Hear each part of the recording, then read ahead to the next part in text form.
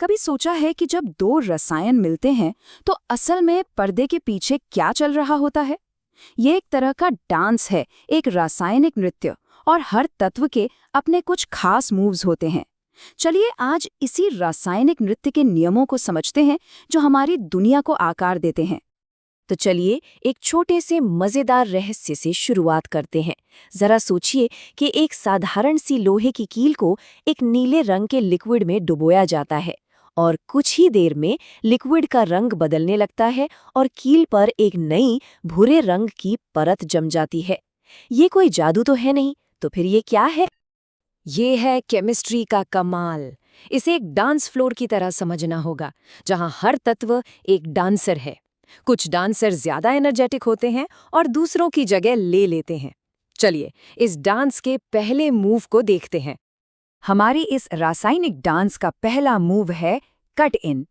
जैसा कि नाम से ही पता चल रहा है, एक ज्यादा एनर्जेटिक डांसर आता है और एक जोड़े के बीच में आकर किसी एक की जगह ले लेता है। केमिस्ट्री की भाषा में हम इसे एकल विस्थापन प्रतिक्रिया कहते हैं। तो साइंटिफिकली इसका मतलब क्या हुआ? देखिए, ये सब प्रतिक्रियाशीलता का खेल है। एक ज्यादा रिएक्टिव एलिमेंट जो कि ज्यादा मजबूत है, एक कम रिएक्टिव यानी कमजोर एलिमेंट को उसके साथी से हटा देता है। यहाँ इसका एक सीधा साधा फॉर्मूला है। सोचिए कि ए एक मजबूत डांसर है और बी और सी एक साथ डांस कर रहे हैं। अब ए आता है, बी को हटा देता है और सी के साथ खुद डांस करने लगता है। बेचारा बी अकेला रह जाता है। तो चलिए वापस चलते हैं हमारी कील वाले उस रहस्य पर। जब लोहे की कील को नीले कॉपर सल्फेट के घोल में डाला जाता है तो ठीक यही कटन डांस होता है। लोहा जो ज्यादा प्रतिक्रियाशील है, तांबे को घोल से बाहर निकाल देता है। बस इसीलिए कील पर तांबे की परत चढ़ जाती है और घोल का रंग बदलकर हरा हो जाता है। और यहाँ हम उस प्रतिक्रिया को उसके केमिकल समीकरण के रूप में देख सकते हैं। आयरन Fe आता है और कॉपर सल्फेट CuSO4 में से कॉपर को उसकी जगह से हटा देता है। एक सिंपल सा कटन। लेकिन एक मिनट रुकिए, क्या ये डांस दोनों तरफ से हो सकता है? जवाब है बिल्कुल नहीं। लोहा तांबे से ज्यादा मजबूत है, इसलिए वो उसे हटा सकता है। लेकिन अगर तांबे को आयरन सल्फेट में डालें तो कुछ भी नहीं होगा। तांबा इतना मजबूत नहीं है कि लोहे को उसकी जगह से हटा सके। और ये कटन डांस हर जगह होता है, और कभी-कभी तो बहुत ही ज्यादा धमाकेदार। जिंक तांबे को विस्थापित कर सकता है, ये तो ठीक है, लेकिन कुछ धातुएं जैसे पोटाशियम इतनी ज्यादा प्रतिक्रियाशील होती हैं कि जब वे पानी से हाइड्रोजन को विस्थापित करती हैं तो एक धमाका होता है। अब जब कटन समझ आ गया है तो चलिए इस डांस को एक लेवल और ऊपर ले जाते हैं। कल्पना कीजिए कि अब डांस फ्लोर पर एक नहीं बल्कि दो जोड़े हैं और वे आपस में पार्टनर बदल लेते हैं। केमिस्ट्री में इसे कहते हैं पार्टनर स्वैप या द्विविस्थापन प्रतिक्रिया। यहाँ होता ये है कि दो यौगिक अपने पॉजिटिव और नेगेटिव हिस्सों का, जिन्हें हम आयन कहते हैं, आदान प्रदान करते हैं। ये किसी एक के बीच में आने जैसा नहीं है, ये एक व्यवस्थित अदला बदली है। जैसा कि यहाँ देख सकते हैं, ए और बी का जोड़ा और सी और डी का जोड़ा आपस में पार्टनर बदल लेते हैं। आखिर में ए होता है डी के साथ और सी होता है बी के साथ, सबके लिए एक नया साथी। और कभी-कभी ये पार्टनर स्वैप किसी जादू जैसा लगता है।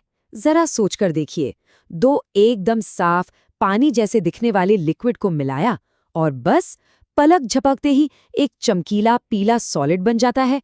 ये अवक्षेप इस बात का पक्का सबूत है कि एक सफल पार्टनर स्वैप हुआ है।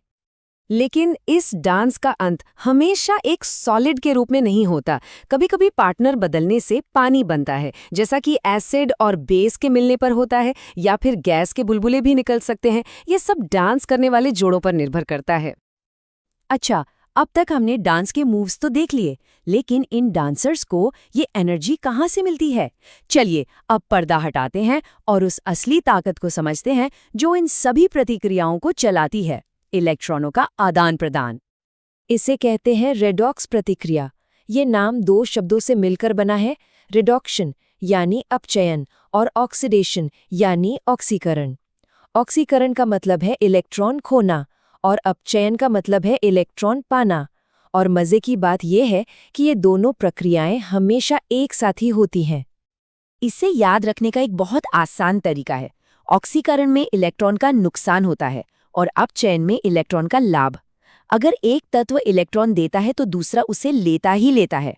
ये एक लेन देन का रिश्ता है। तो अब वक्त है इन सारी कड़ियों को जोड़ने का और बड़ा खुलासा करने का। याद है हमारा पहला डांस मूव कट इन? अब हम देखेंगे कि उस डांस के पर्दे के पीछे असल में क्या हो रहा था। जब जिंक को कॉपर सल्फेट के नीले घोल में डाला गया था तो हमने देखा कि जिंक ने कॉपर की जगह ले ली। ये एक कट-इन था, लेकिन इलेक्ट्रॉन के लेवल पर असल में क्या चल रहा था? तो पहला कदम ये है, जिंक का एटम अपने 2 इलेक्ट्रॉन खो देता है। और क्योंकि उसने इलेक्ट्रॉन खोए हैं, हम कहते हैं कि जिंक का ऑक्सीकरण हो गया है। और वो 2 इलेक्ट्रॉन कहाँ जाते हैं? घोल में मौजूद कॉपर आयन उन्हें तुरंत पकड़ लेते हैं। क्योंकि कॉपर ने इलेक्ट्रॉन हासिल किए, हम कहते हैं कि उसका अपचयन हो गया। तो देखा, हमारा वो जो सिंपल सा कट इन डांस था, वो असल में गहराई में एक रेडॉक्स रिएक्शन ही है। और ये इलेक्ट्रॉनों का लेन देन सिर्फ लैब की टेस्ट ट्यूब तक ही सीमित नहीं है। नहीं, ये तो हमारे चारों ओर हर एक पल हो रहा है। जब हम सांस लेते हैं तो ऊर्जा पैदा करने के लिए एक रेडॉक्स प्रक्रिया होती है। पौधों का भोजन बनाना, लोहे पर जंग लगना, यहाँ तक कि आग का जलना भी, ये सब रेडॉक्स के ही बेहतरीन उदाहरण हैं। तो अगली बार जब कोई लोहे पर जंग देखे या आग जलाए या बस एक गहरी सांस ले, तो ये याद रखना चाहिए कि वो एक खूबसूरत रासायनिक नृत्य देख रहे हैं। अब जब हम नियम जानते हैं तो अपने आसपास की दुनिया को एक नए नजरिए से देखना कितना दिलचस्प होगा, है ना?